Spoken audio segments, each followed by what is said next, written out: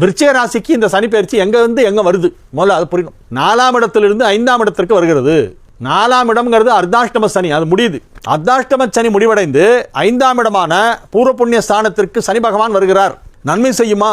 குருவின் வீடு என்பதால் ஓரளவு நன்மை செய்யும்.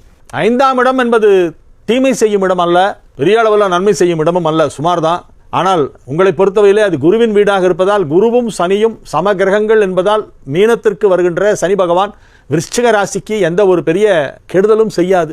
கல்வி பயிலும் விருச்சிக ராசி மாணவியரெல்லாம் கல்வியிலே பெரிய சாதனை படைப்பார்கள். இந்த வருடம் பொதுத் தேர்வு ரிசல்ட் வெளியே வரும்போது பார்த்தா விருச்சிக ராசி பசங்களாம் ஸ்டேட் ஃபர்ஸ்ட்ல ரேங்க் வாங்கியிருப்பாங்க, ஸ்டேட் ரேங்க். எல்லா விதமான நன்மைகளும் நடைபெறும். திருமண தடை நீங்கும், குழந்தை பாக்கியம் ஏற்படும். புத்திரகாரகனுடைய வீட்டிலே போய் 3 நாளுக்கு அதிபதியான சனி அமர்ந்து கொண்டு புத்திர பாக்கியத்தை ஏற்படுத்துகின்ற அற்புதமான நேரம். அந்த சனி பயிற்சி போது நீங்கள் வணங்க வேண்டிய தெய்வம் முருகன். முருகப்பெருமான் வழிபாடு செய்யணும். எந்தெந்த கோயிலுக்கெல்லாம் போக முடியுமோ போயிட்டு வாங்க. முடிஞ்சா 6 படை வீடு டூர் போயிட்டு வாங்க. விருச்சிக ராசிக்காரங்கெல்லாம் 6 படை வீடு ஃபுல்லா